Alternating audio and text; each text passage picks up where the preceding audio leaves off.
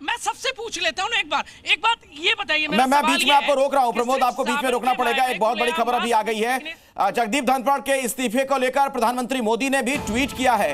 क्या कुछ लिखा उन्होंने सोशल मीडिया पर, वो हम आपको बता रहे हैं। श्री जगदीप धनखड़ जी को भारत के उपराष्ट्रपति सहित कई भूमिकाओं में देश की सेवा करने का अवसर मिला है। मैं उनके उत्तम स्वास्थ्य की कामना करता हूं। तो अभी थोड़ी देर पहले खबर यह आई थी कि जगदीप धनखड़ का जो इस्तीफा है वो स्वीकार कर लिया गया था और प्रधानमंत्री मोदी ने भी सोशल मीडिया के जरिए यह बात लिखी है।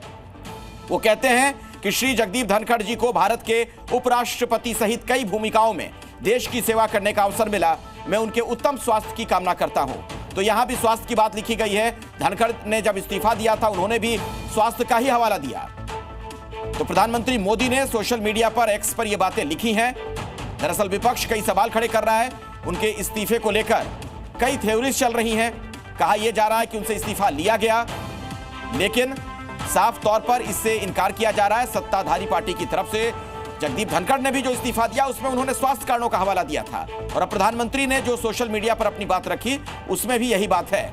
उन्होंने आगे लिखा है इसमें, जो दूसरा वाक्य आप देखेंगे, कि मैं उनके उत्तम स्वास्थ्य की कामना करता हूं, ये कह रहे हैं प्रधानमंत्री। तो जगदीप धनखड़ अपना इस्तीफा वो दे चुके हैं। इस्तीफा उनका स्वीकार भी हो चुका है। अभी थोड़ी देर पहले ये ब्रेकिंग न्यूज आपने जी न्यूज पर देखी थी और अभी प्रधानमंत्री मोदी ने सोशल मीडिया पर अपनी बात रखी है। उन्होंने इस पर लिखा है एक सैंडल पर कि श्री जगदीप धनखड़ जी को भारत के उपराष्ट्रपति सहित कई भूमिकाओं में देश की सेवा करने का अवसर मिला है। मैं उनके उत्तम स्वास्थ्य की कामना करता हूं। हालांकि सवाल अभी भी बरकरार हैं। विपक्ष की तरफ से सवाल पूछे जा रहे हैं कि अचानक यूं उनका इस्तीफा क्यों हुआ। स्वास्थ्य कारण बताया गया है, लेकिन विपक्ष को यह लगता है कि नहीं, इसमें स्वास्थ्य वजह नहीं है, वजह कुछ और है। और सांसद हैं रवि किशन गोरखपुर से, वो क्या कह रहे हैं वो भी आपको सुनवा देते हैं। किसी का शरीर गवाह नहीं कर रहा है। डॉक्टर ने कहा होगा, कोई रिपोर्ट आई होगी, कोई मेडिकल जांच हुई होगी, डॉक्टर ने कहा होगा just take care, you need to rest, so somebody is resting. अब उस पर भी आप राजनीति कर रहे हैं, मतलब हद हो गई। राजनीति का लेवल दिन ब दिन नीचे गिरता जा रहा है। लेकिन विपक्ष का सवाल ये इसलिए है, अरे विपक्ष तो क्या सवाल करता है, हमको समझ ही नहीं आ रहा है।